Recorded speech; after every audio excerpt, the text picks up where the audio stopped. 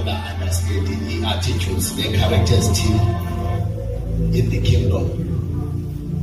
But no bombing interesting. Amen. Yes,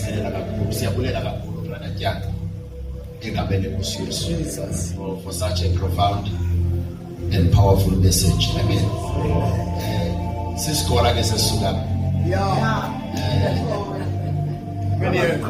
This man is an academic. Yeah, he's an academic. Zitwene is scholar. Yeah, who was egameni Yesu. Amen. Sizawuthetha ke lwesibalo. Ukwenzela unikele message mama eshumayela apha. Likhona ilizwi alithethayo uPaul kuTimothy. Athi cinga ucamce ngezindawo. Uthi umoya igcwele wona reveal to you all. Di blessed kakhulu kule conference. Sizinto umoya igcwele azishumayelayo nasiphakamisayo. Egameni lenkosi Yesu. Amen. Kukhona into nje sifuna siqinisekela ngazo. Njengomuntu okhoyo abekhule ekukholweni nonexesha ephila apha emhlabeni. Ikhona into endiyiqaphelayo ukuthi amandla egospel alele ekwazini ukuba uYesu wenze ntoni. That's where the power lies. Abantu abathwalayo bathwala ngoba bengazi ukuba wenze ntoni. Hallelujah. The moment usazi ukuthi uThristu wenze ntoni, ungena kwi-dimension yamandla. Operator kwi-anointing engaqhelwanga nabantu. Once uyazi ukuthi this is what he has done. Because power yegospel isekwazini ukuthi uThristu uYesu wenze ntoni. The moment ungayazi ukuba wenze ntoni, nendlela yakho yokuphila iyaphikisana nento oyithethayo. But xa selumazi ukuthi wenze ntoni, indlela yakho yokuphila iye ivumelane nento ayithethayo nayo. Hallelujah. Uyabona isiphithiphithi esikhoyo emhlabeni asikho ngoba abantu bengayifuni iBhayibhile, asikho ngoba benga-understand. Ithi iBhayibhile by wisdom a house is built. By understanding it is established. By knowledge its rooms are filled with rare and precious treasures. In the Bible, there was a certain church in the Bible, Berea. Kuthiwa the Bereans, every time ukhona ukufundisa ebandleni, babethi babefika ekhaya bajonge ithi iBhayibhile baphengulule befuna uqonda ukuthi ezindaweni ezithetha uPostoli uPaul zinene na. Hallelujah. Zinene na. Elabandla elo ngenxa yolonto uthi bayethetha ngalokho uthi alikho ibandla elinentumakalelo njengeBerea. Hallelujah. Ngizawucela abantu bazasifundele ezana sizakhawuleza tatumboni sikuyithatha number of scriptures nje ezimbalwa. But I promise I'm not going to take much of your time. Egameni lenkosi Yesu. Amen. Ubusisapho ufuna ukuncedisa egameni lenkosi Yesu.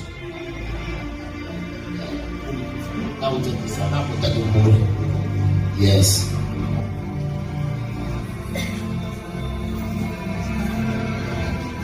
Bendihalela abantu abathathu abazasifundela enzela uba umsebenzi wami ube lula kakhulu. Ifana nomama uthanda umsebenzi wami. ushumayele abantu very anointed. So many colors and sugar. They end up nice. Then colors and sugar, but tell the parts. Color is not protected. Kabutala, abantu babokuthatha. How uyanyanzeleka ba inkalo kumsana. Yeah. Uyasasuthi konke asilento. Singene kulodambisi. Amen. Yes. Ubani uyoza kusifundela. Ngifuna nje abantu abathathu abazasifundela egameni lenkosi uYesu. Abe bathathu enzele sikwazi ukulinka ezivesisi sikhawulezisa. Ubani umuntu okwazi ukufunda egameni lenkosi uYesu. That. Amen. Masichileni ke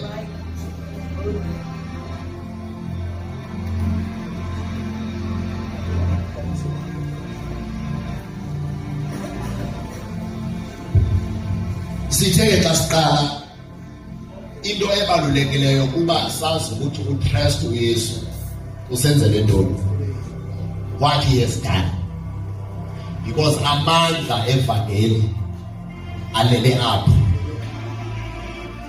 Amen. Into yokuqala uYesu ayenzileyo kusifela. Into yokuqala ayenzileyo kusifela. Uyabona, the moment usazi ukuba ufele, then indlela yakho yokucinga leyokwenza izinto iyatshintsha.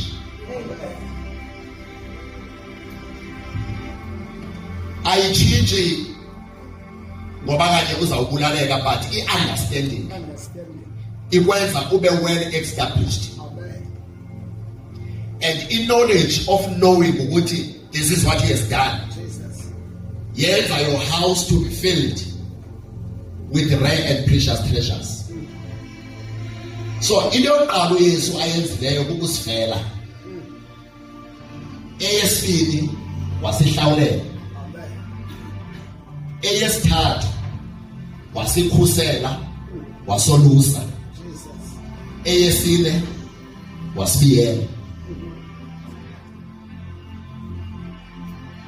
So zinto ezawuthetha ngazo namhlanje egameni lenkosi uYesu. Ngosithelele ntathu umvangeli ngokuqala usithelele kwiversion yesiNgesi.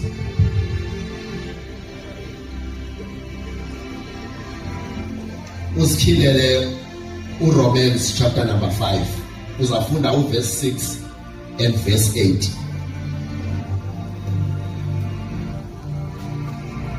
Jesus. Siyafunda uRomans chapter 5 verse 6 on the NIV version. Ngokuqala pha ku-Amplified. Okay, umfunde nayo then uye ku-Amplified from here. Verse 6. You see, at just the right time, when we were still powerless, Christ died for us. Christ died for the ungodly. Very rarely will anyone die for a righteous man. 6 and 8. Okay. Verse 8. But God demonstrates his own love for us in this. While we were still sinners, Christ died for us. Amplified. Verse 6. While we were still helpless, powerless to provide for our own salvation, at the right time, Christ died for us as a substitute for the ungodly. Verse 8. But God clearly shows and proves his own love for us by the fact that while we were still sinners, Christ died for us. Amen.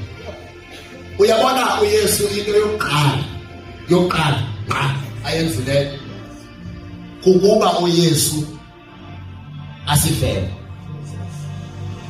Ithi iBhayibhile we were hopeless.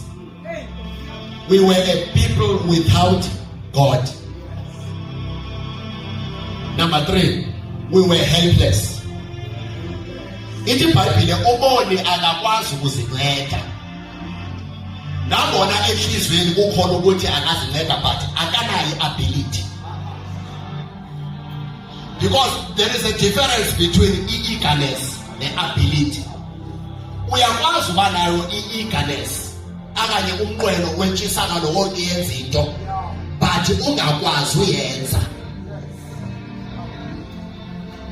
Uyabona ungaye abantwana abaselayo ukuzwa do we enjoy that? Uzakuxelela I don't enjoy it but andikwazi ukuyeka.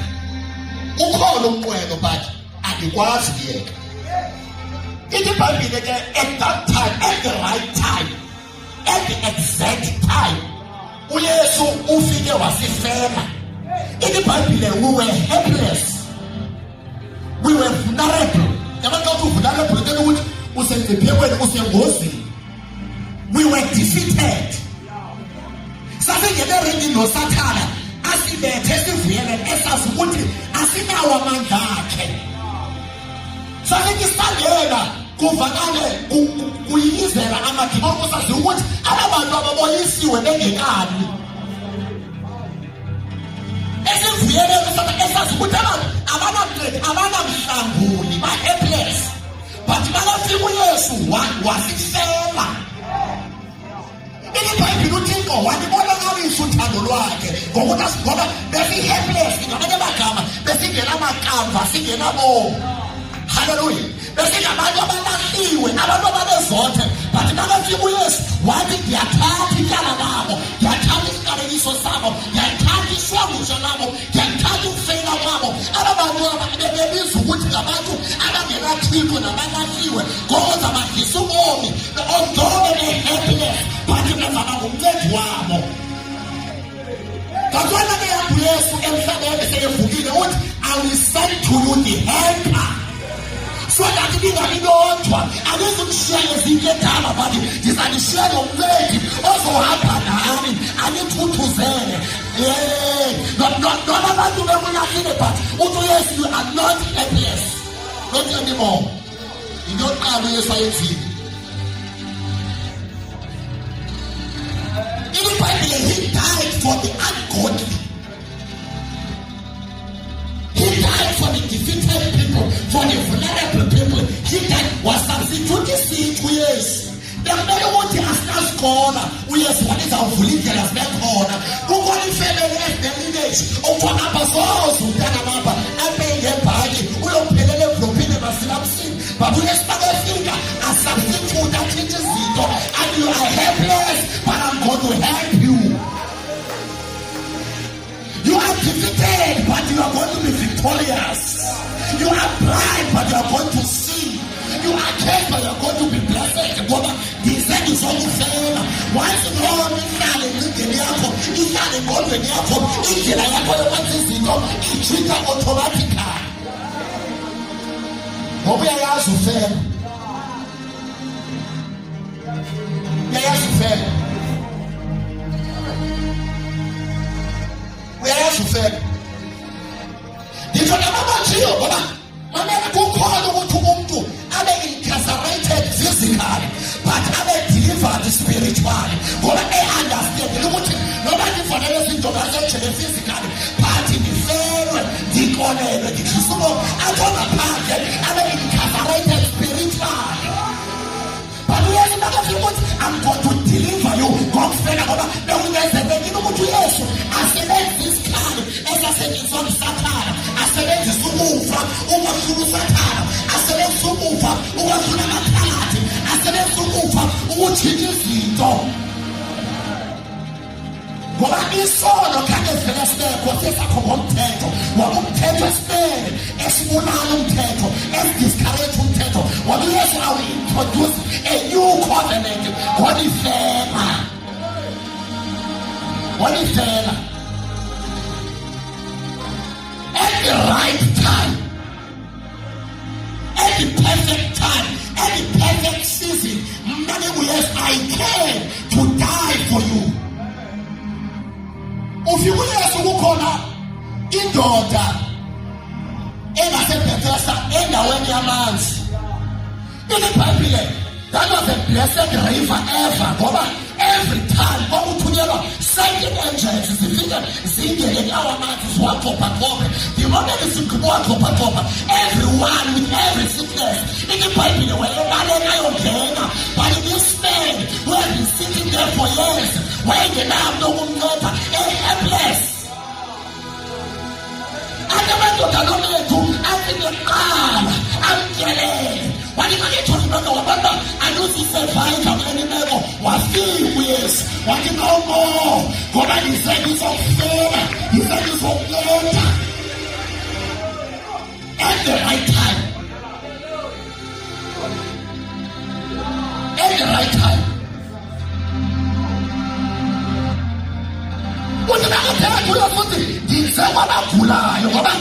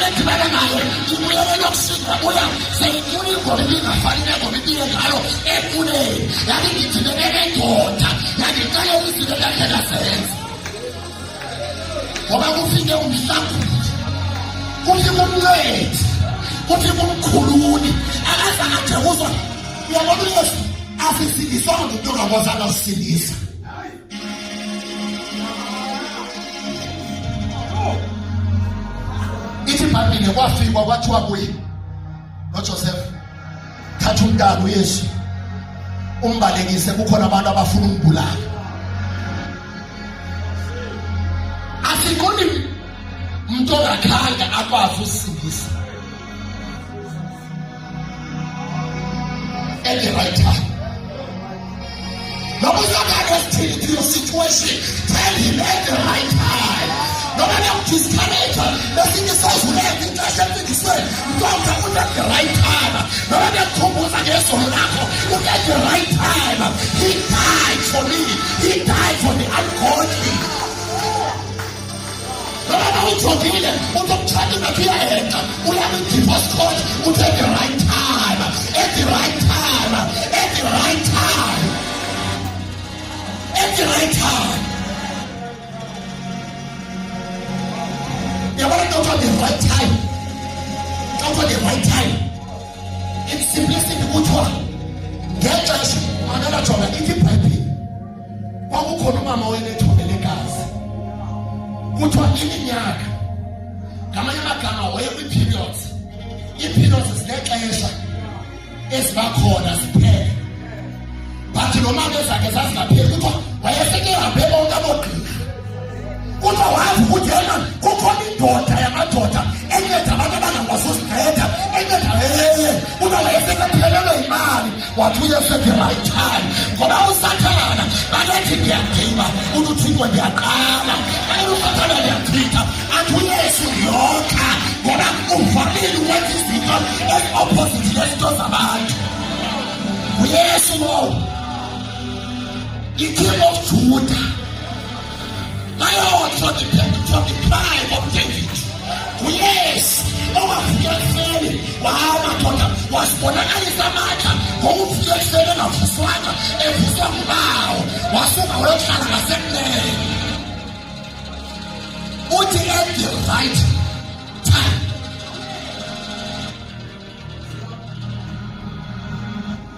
What I should put on the rack? Or would demonstrate? Ukuthi uyabona once you understand ukuthamba kwakho uThixo soze ude ucreate environment zokuthandwa nabantu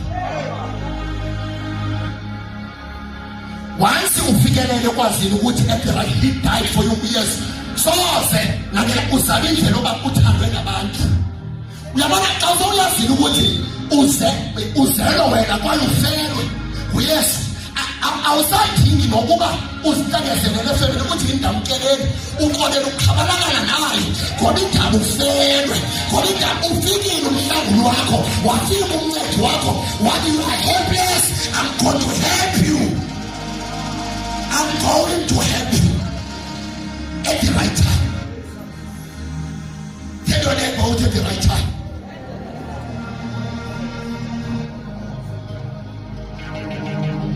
Once you understand the Lord, once you know you say what when you are at the right time, at the right time. No more about to visit, no matter what to see, no move. What can be somebody who talk? Go away off for at the right time. At the right time. Number 2.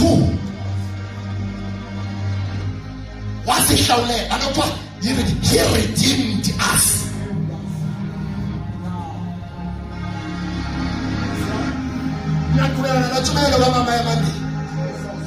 He redeemed us. You know, he redeemed. Yes, he became our ransom gift.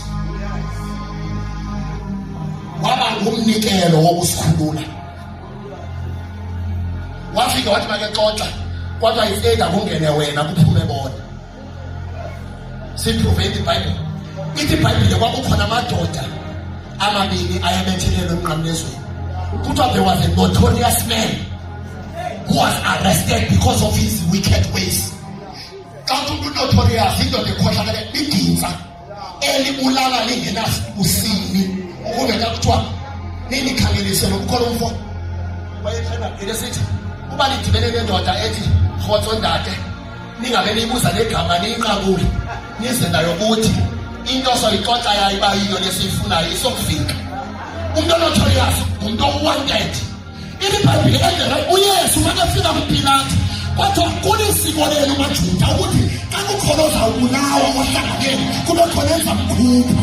iBhayibhile kodwa khethani ndikhupha uYesu kanye uBharabhasi. iBhayibhile bathi khupha uBharabhasi.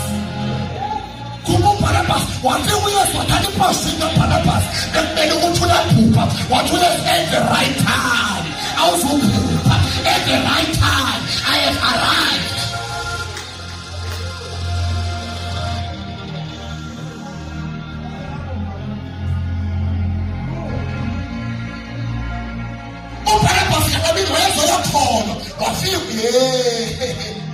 Niyazikhumbula isitori sosisi wase-South Africa wayebanje China ngenxa ye-drugs.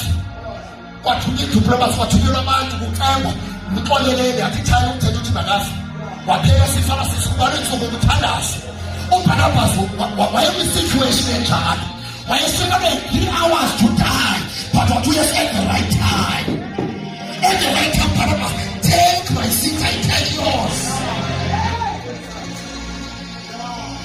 Juda khulula uBharabhasi noma igazi lakhe loliphezu kwethu ngamanye amagama noma siqalekiselile asithandaba khulula uBharabhasi abayazi ukuthi iseceleni kufika umkhululi kufika icondition of the condition kufika uYesu.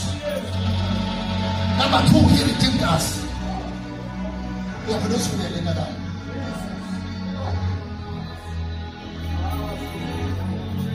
he did what? He redeemed us.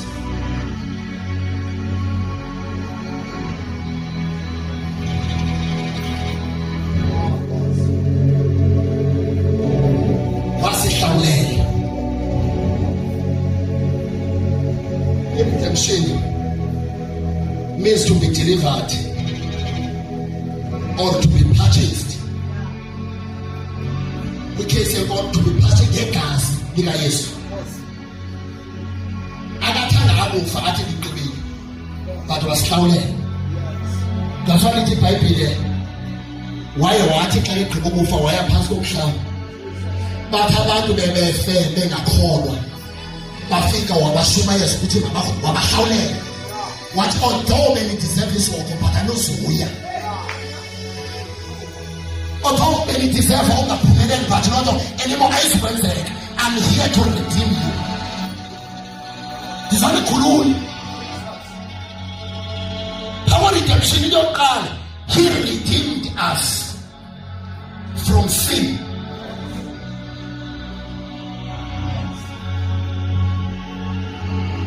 Uyabona isono, when we have practiced it for a certain period of time, you become its slave.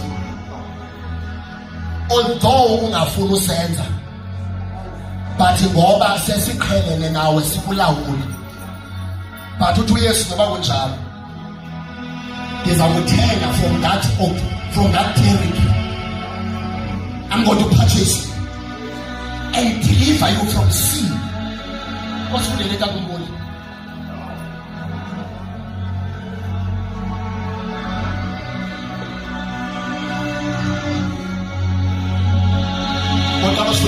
Ephesians chapter 1 verse 7. Avube usikilalo Titus chapter number 2 verse 14. Jesus. Siyafunda Amplified Ephesians chapter 1 verse 7. In him we have redemption, that is our deliverance and salvation through his blood, which paid the penalty for our sins and resulted in the forgiveness and complete pardon of our sin, in accordance with the riches of his grace, which he lavished on us. Kokusifundele kule version tatombola.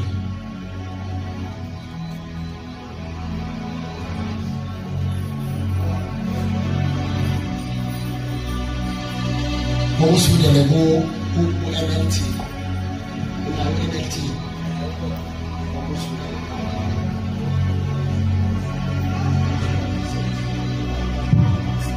Verse 7. He is so rich in kindness and grace that he purchased our freedom with the blood of his son. Mamen, because he is so rich. Akenzanga ngoba ethi ndinyanzelekile.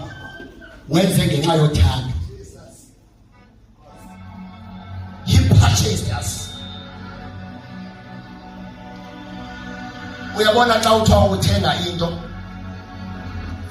of value oyithandayo, noba ungafika kuthiwa unyukile, wenze means to get more money to buy it. But kwacaba ukuthi ukuhlawulelwa kwethu akuzunceda ngoba sihlawulele ngegolide nesilver, but kudingakala ukuthi sihlawulele ngegazi elixabisekile.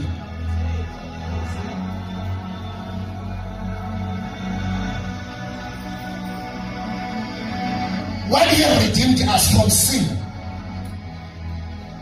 Kangati, I redeem you so that you may live the way that you want. Would I redeem you so that you become mine? I redeem you so that I have all authority over you. That's why you say that you can't go at Yamba ungaphinde wona ngoba isini important apho usathana ngena khona.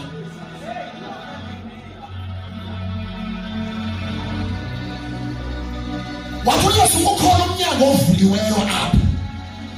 And njalo ovuliweyo umnyango kuya kungena amadimoni ngamadimoni ayayithatha over impilo yalonto. Wafika uyesu athi uvala umnyango. I purchased you. Yakuthenga.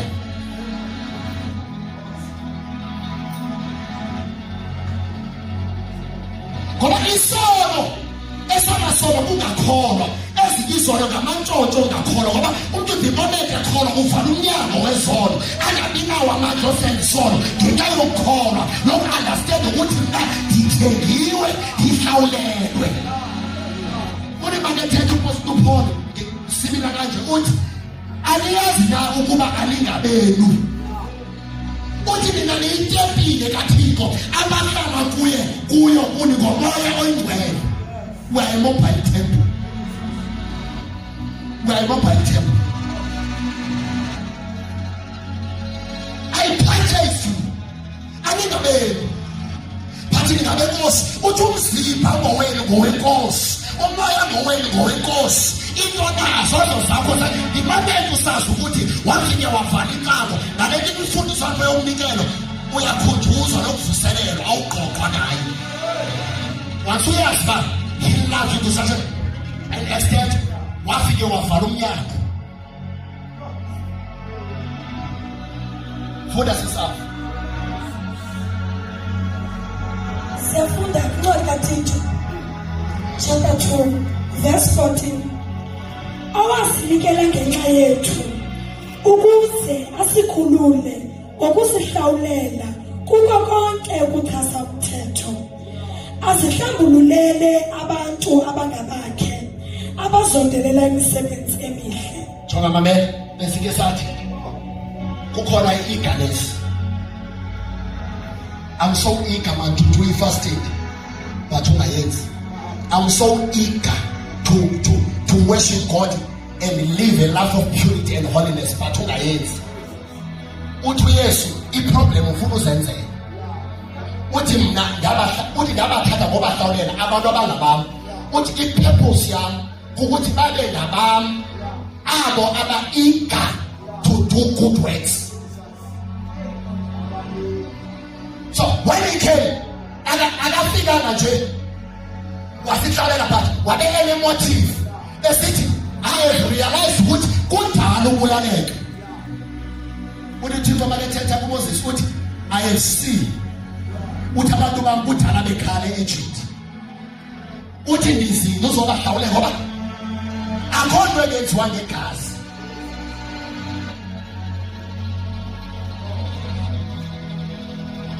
Our redemption.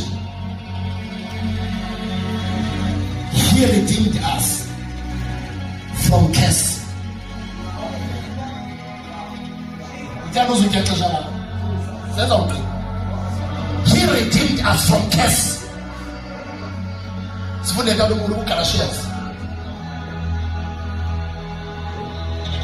Chapter 3, I think verse number.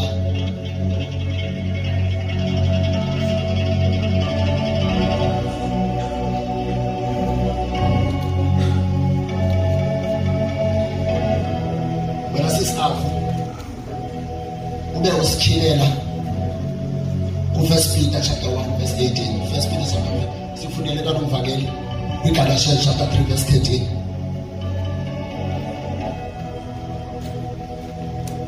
Siyafunda Galatians chapter 3 verse 13. But Christ has rescued us from the curse pronounced by the law. When he was hung on the cross, he took upon himself the curse of our wrongdoing. For it is written in the scripture, cursed is everyone who is hung on the tree. Mamela chonke. Ithi iBhayibheli isono sangena ngomthetho. Number 2, ithi iBhayibheli umuntu ofa ngendlela uYesu ava ngayo, cursed is that man. Do you know what is a curse? A curse is when God ordained, anoint you to fail. Nokuqala business ifail. Uzame ukutshata ungakwazi ukuthi xa sokutshatile uchitheke. Uzame ukuphangela ungaze waphangela. Uzame ukufunda ulwe ugraduate but ungaze waqasheka. Ucast. Apply with a very good resume with good qualifications, but qualifications zakho nozijongile avela ngawucacile. Jonga mamela ndingena vaka kabuhlungu. Urequeste omnye umfundi yabona uwinto edibene recruitment kwamasipala. Ufonelwa ngomnye umfo uthi ufuna uqasha umntana opermanent.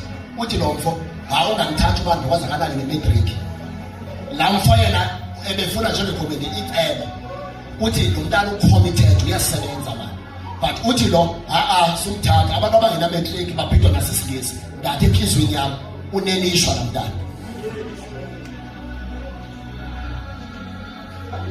Uyabona when you are cursed, i-opportunity seyisipresentile but awukwazi uyi-exploit.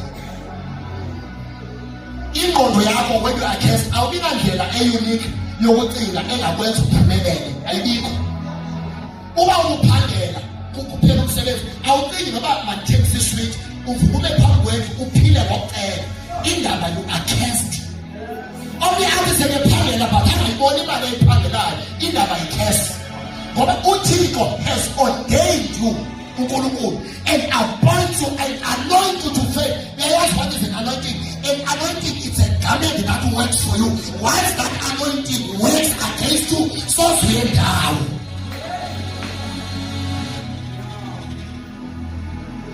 That's why if you was God, who was going to be the okay?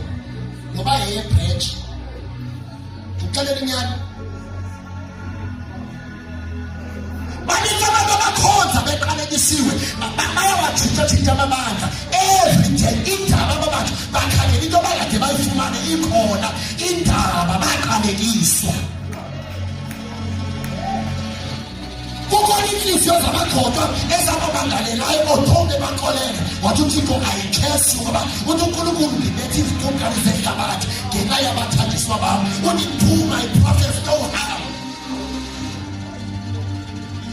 Bakhona bangenza abantu baqalekisa indibeni yokuzalwa kwathethwa kodwa apha soze bekhona nto kwabekwa isidambu. Yabona kudala into yene kwirika kumkani itheni ukuthi le nto soze itshintshwe ikhesi. Uyakwazi athi umuntu ngizabona ngidlela balapha ngithela ngayo mba uyangena ngayo futhi uthini emva kusenze ngenahamba bengigqina ngayoko ayazobikasha ndithi yabona xa unefavor kaThixo njengomfundisi umfundisi ndithi kubo laa nto ebhalwe phaa eTV ithi broad tonton of South Africa. Laa nto yi-compliance mosifundisi phaya nguye osetayo uba umntana akho mane ngayibukeli le nto ukubhalela naminyaka umfundisi xa unoya phaa kuyubuza intobani esikolweni uyindoda enkulu wena. But if favor and blessing, ngoba kwafika uYesu and remove that curse. Xa ngena umfundisi uthi ukhuleka kwabo kusokola kakhulu 12 wayeyithatha esiteksini at a young age. That's why engasanga kwazi uyenza labetre. But uThixo wathi at the right time. Wathi uNkulunkulu at the right time I redeem you from the curse. I redeem you from the curse of our omkhulu. Nebethe yakayo prophet I redeem you.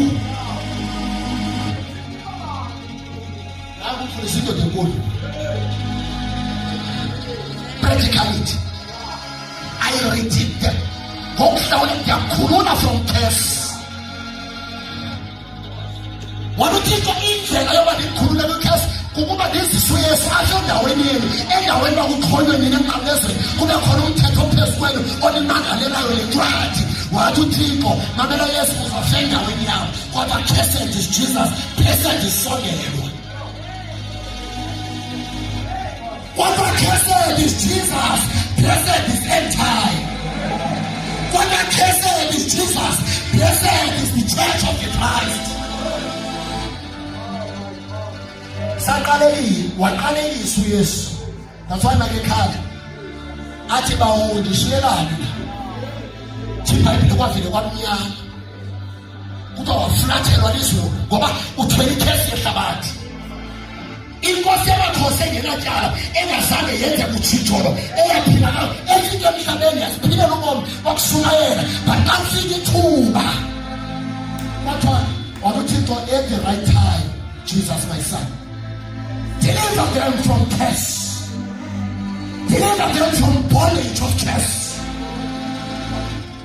Khona abantu abafumana imali serious but iyaphela ibona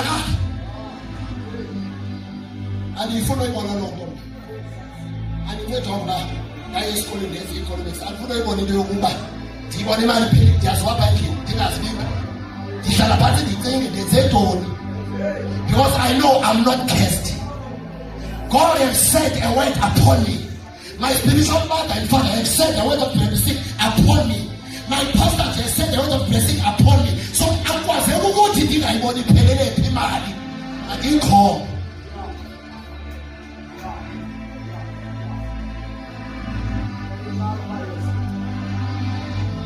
Just be a man that dies for community.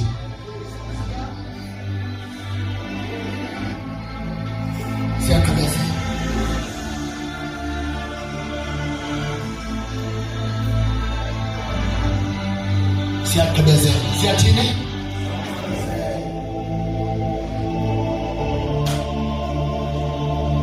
Uyabona emhlabeni sonke intsikelelo akho nto ongayifuni intsikelelo. Nabantu abangakholwa bade athi uzawusila akhela ibhoko uthi ufuna intsikelelo.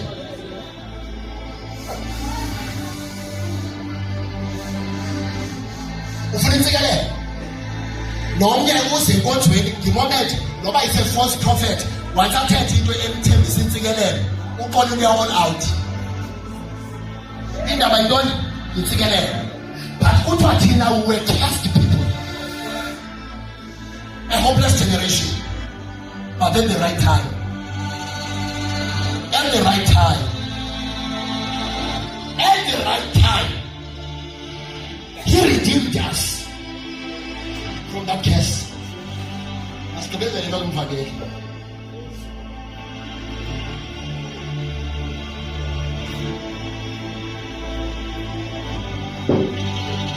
Colossians chapter 1 verse 13.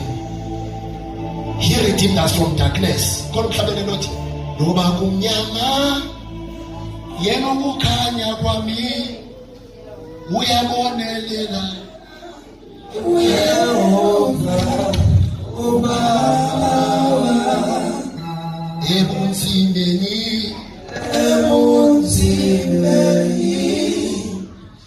uhlale umthetho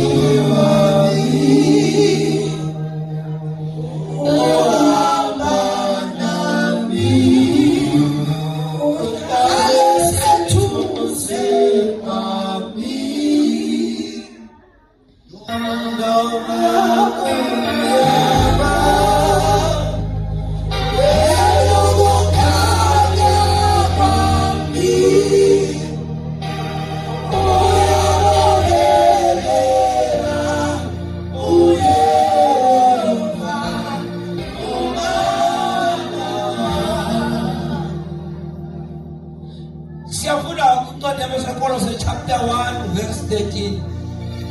For he has rescued us from the kingdom of darkness and transferred us into the kingdom of his dear Son, who purchased our freedom and forgave our sins. Amen. Uyabona xa kuthiwa from darkness. Uyabona xa kumnyama. You can't see. Apha ukuthethwa nge-light dark. Kuthiwa complete darkness. You can't see. But uYesu what he did, wafika wasinika umhlabelelo wathi noba kumnyama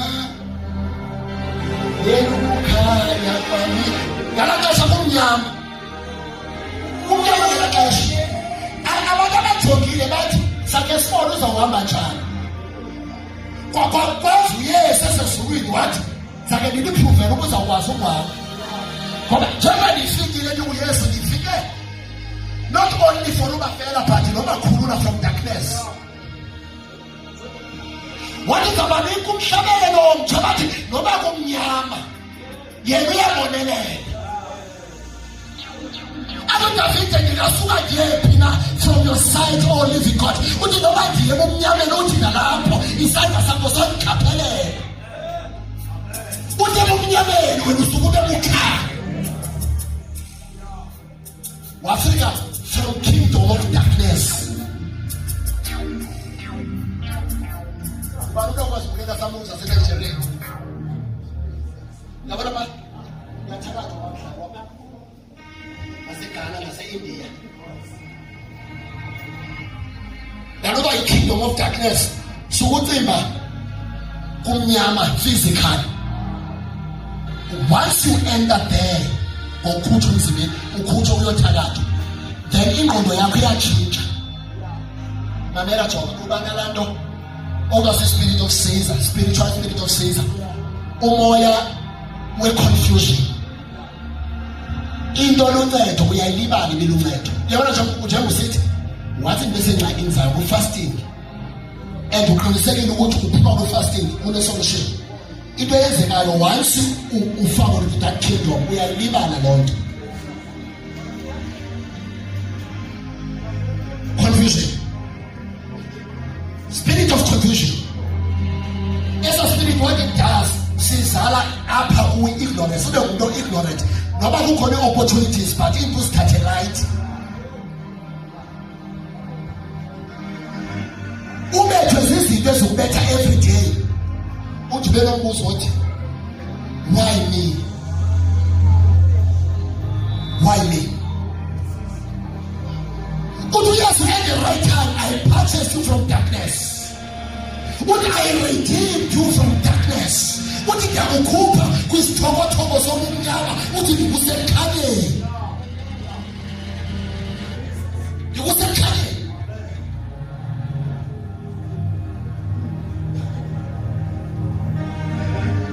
Ngikusekhanyeni. Wasiyeke kuvaleni.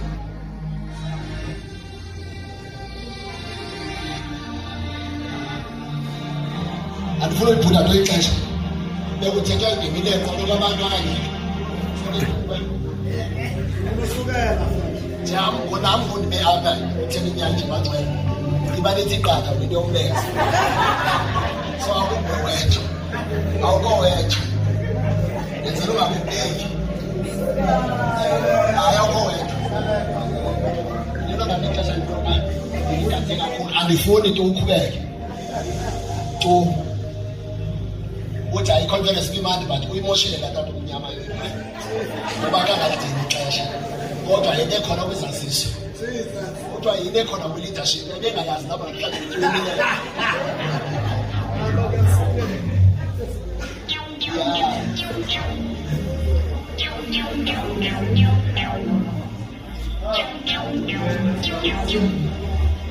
Number 3, Jesus protects and shepherds us.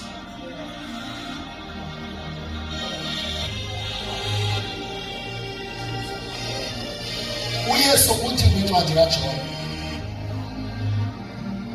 uthi isela belizile but uthi beline threefold mission: to steal, to kill and to destroy. Uyabona xa kuthiwa umuntu uyeba umuntu owebayo akafani nerobha igitsa. I-thief nerobha ngabona ba-different. I-thief ngumuntu very strategically. Ukhona abantu okuthiwa ngama-26 abantu aba-strategically ukukuconvince ukuthi imali ifanele bona not wena. And xa umuntu osileleleyo ucalele inyaka uba-convinced banikezwe i-technical language. Xa bebizwa kuthiwa ngabantu basentoni ngabantu akumele ukuthi abaphumi bahlala phaa ngokomthetho. Kudala xa seyayekwa laa nto kudala ebethi xa enegunya kuza kuphela iminyaka kunyanzeleka uba makahlala ipolisa songathi aphinde agwetywe. Uyabona xa ukhesta lo mntu lo ubomi bakhe funeka ebuphilele ejele akakwazi ukuphuma. So ngabantu abane-technical language to convince you ngoba usuka kwivisit xa uthiwa impatho uphethe ibhegi yakho uyakuconvince ukuthi mamela le bhegi irayithi but le bhegi ingarayithi kakhulu xa inophethwa nini ibe yeyam. Then wena ndihambe nawe to protect you, then I will be fair to you. Never. I will be fair to you. Ndizawubane ndikunika into oyifunayo but uzayigcinelwa ndini, uzayifumana ngexesha lakho. Yena abantu ebheke but wenzeni uneteknikala ukuconvincile uba ibaconvince ukuthi lena into yeyakhe. Uthi hayi yakho le nto ungamava abantu abazothayo yakho yakho. Mna into endiyenzayo apha ucalele inyaka kunebe khona umntana wethu apha bezaxela ndixelelayo ngoba wakhululwa kule yale nto. Ucalele inyaka uyakuconvince kakuhle. It's a very good manipulation. Uyakuconvince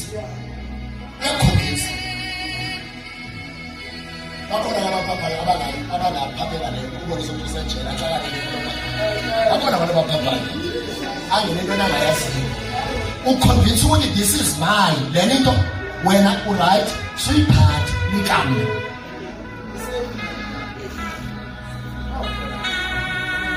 technical language.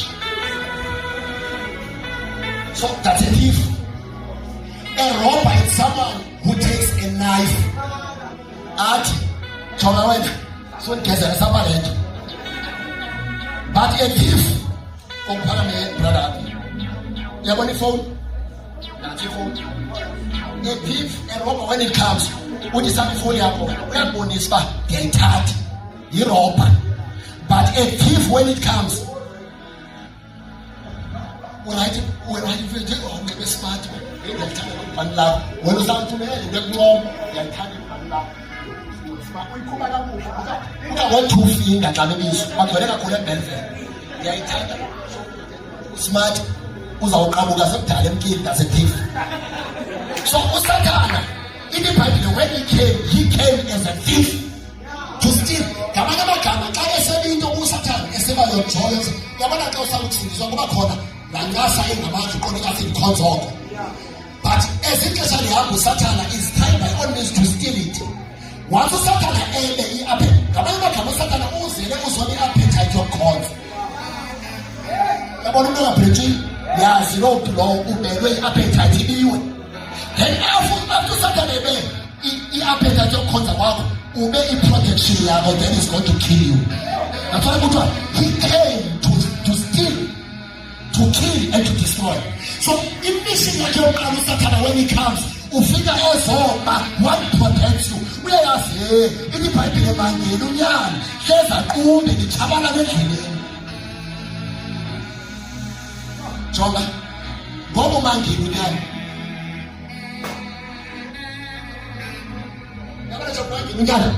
Usatana, what it means to lose focus, so that Uyana Unawazumanga. And he knows what Wazumanga Kusuki protection from you, Kusuki protection from your family, Kusuki protection from Abadu and Abaraki. Oba Ubeyon Ube so Apamoy. Can be the job? I got to police immediately. Who will be? You call it again, I like something preaching. Said yeah. There was a young man. Oh, they could not do it. Jesus. There was a young man who was a gardener. This young man, the other day, on his way to work, Watola, Econite, the platinum, Nenije Eli Kabile Uta Europe, very expensive stone. In high price, Katiku was obtained, Neiring, millions. Put on what is it? Don't get this young man. What you work here, it is what you do working. You cannot have such an overall because you are rich than me. What of the job? What it let me call my contact one in the office in your phone. Went to appointment with my but when they buy the agent to exchange. That's it. Umlungu second nigga wanted to transfer the contract when was on Kasham. If you man, when was out here, was on Kasham. What's the protection in you? When was on Kasham? Then when there are no kind of honor because Upetito can be set there. Ufana then comments as a specialty piping is after talking as a because that's Petitia. Penny can be set there for. What will be so? I got something my clothes and I went so good to be suit. What you are my boss. No, come on, Charlie. But you didn't run away, but in the middle of the sea, what happened was I come with Wapuma, Wana Emana way, Wabuk, Wapush more. Sawene Manson. Uwana was a mountain, as good one as a new. Uwana was a mountain, what all the wood. He does 18 lessons of in England, Watuna.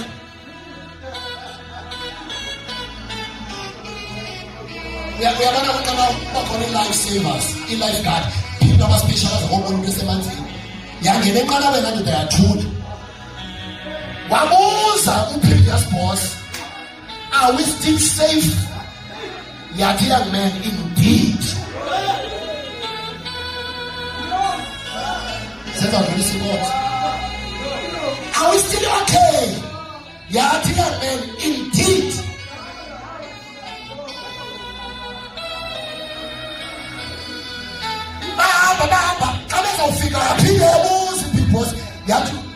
Is the cargo still safe? Yathi, indeed. Bafika, xa befika. Ayethapha yena ukhona. Abantu baseNgilandi abakhulu ebedla kubabona ethi amadoda amakhulu wangeniswa igane lofona yakhe yenziwa nakubani, yenziwa ngamadoda azizityebi. Yangena ndoda, but there is no cargo. Yes, amadoda iqonda bathi ayithini into enje. Yafike yahlala kwathiwa it's time to present the cargo. Ayaphuma icargo. Yabuza in reality uyayithanda unkosikazi nethemba time for reality, real life.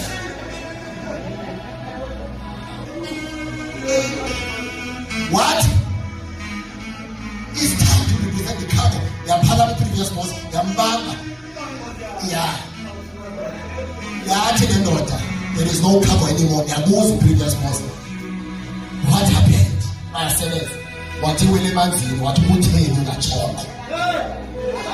Wathi bekukhona i-lifeguards. Kukhona abantu ababeka imfundiso bahambe ifile. Ifile ayikho, but bayaphethe imali. Bahambe ifile, bayashumayela, but ayisekho yona. Ayiseke iwe emanzini. Wathi uprevious boss ubuntalele. Bengizathi kwi-lifeguards basithole emanzini. Zithathe ikhapho zivele emanzini. Zisibuyisele kuwe. Yathi boss, hayi bathi awuthile nge-digitalities. Wabeseke ngenandlela yokufumana ikhapho back ngoba itheni yebiwe.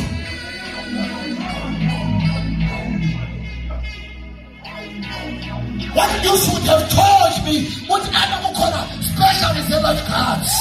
Uthi besawungena amanzi usifake amagugu zamanzi, uthi bezizazibona.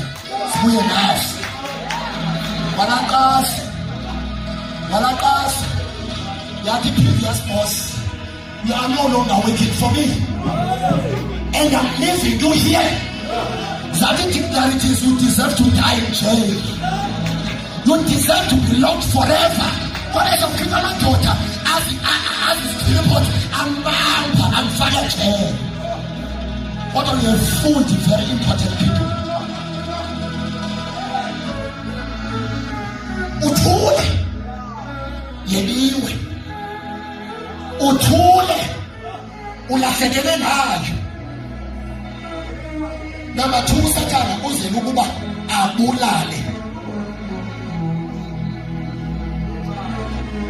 Yabona ke xa uthi uyabulala kusekhona ithemba xa ufile, but that's a challenge. Ubala ixesha ndiyithemba lapha emthetha iminyaka ndithi uSatana when he ministers his message as a soul ukunika 3 seconds to decide. If I decided umuntu uSatana fornicate ukunika only 3 seconds. It's law, the kingdom law. Ukunika only 3 seconds. Once ungakwazi ukudecide nga 3 seconds yena uthatha iportion akudecide. Njengoba kwi-kingdom kaThixo unika i-decision yakho to come to the altar. uSatana uthi waste my time. You don't decide. It's either God or really there for me. Number 3, he yabona bakiseka ukudestroy uSatana. Therefore into enzekayo awuphinde ucedakale.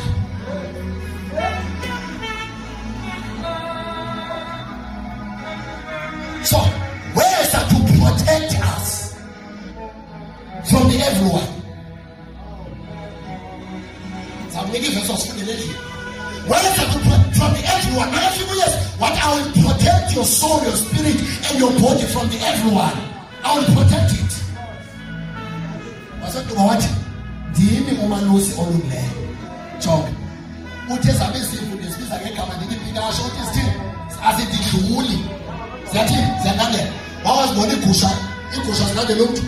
But uthi uYesu nesizipho uthi ndisibiza ngamagama sina uthi I'm a good shepherd.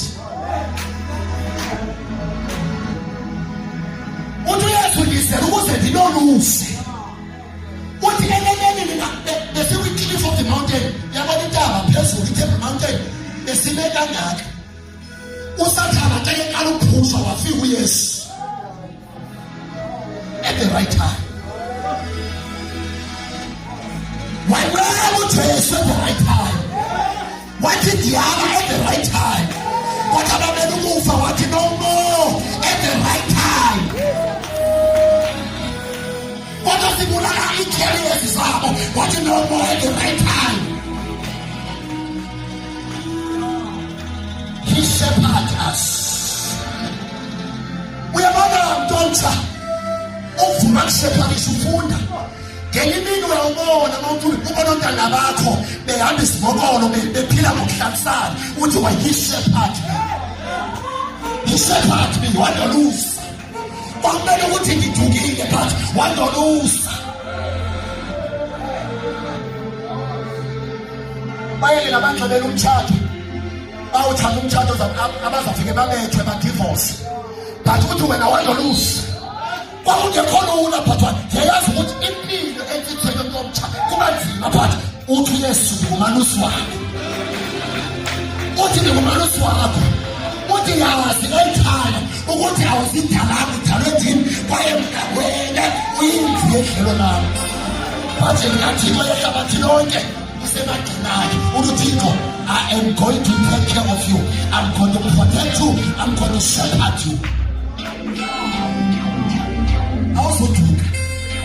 As long as you feel like it is, nelizwi lisakhe.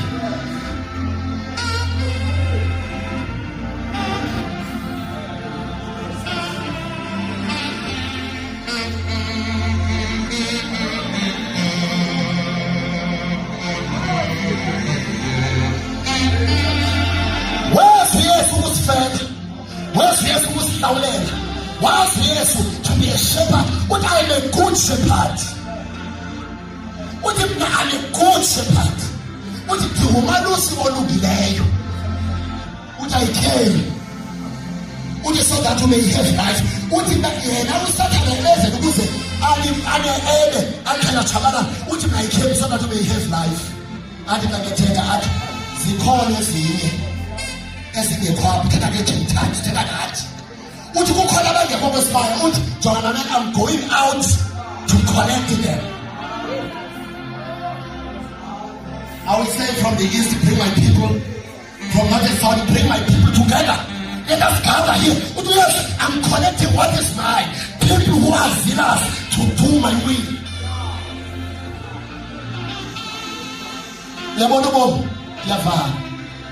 Ubomi is waiting for a fight.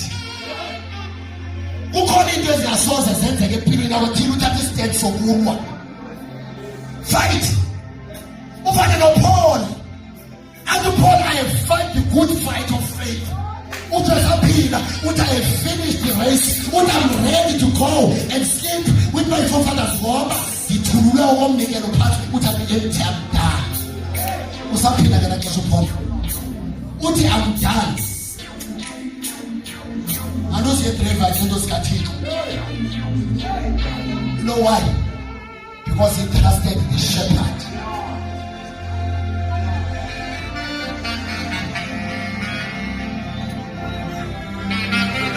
Abithi ngoba lethenda ngalokukhala mazithi isicelo zenu lizasise kuye wonke uThixo. The moment ubazi ukuthi ungubani uThixo yabona uThixo ngu-Alpha and Omega sisiqalo nesiphelo. uThixo akayiprotect into angayiqalanga. That's why noma uzawutshata qala ngayo, noma ibhizinesi qala ngayo, noma uyakha qala ngayo, noma uphume endlini qala ngayo ngoba akayiprotect uThixo into angayiqala yakhe. Don't waste your time, boys. He is Alpha and Omega. What is this on his head? Mother was not going to continue our because we don't think we are passing one another. Once a mass, that is Alpha and Omega. Singabanyawo, singabanyawo, siservice. What you must?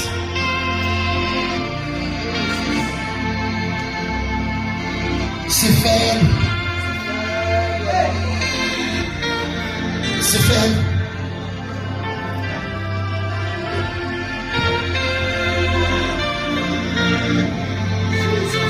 Akutatamka umayisa noba ungumthotha noba ungutata ngoba ungatshata usengunyaka unelungelo lokuxeleza kwimpazamo. Kanti ngithe ngathi yini inyana yam uThixo uYesu emfele. Alutata awukwazi ukuphila ngathi xa ufelwe.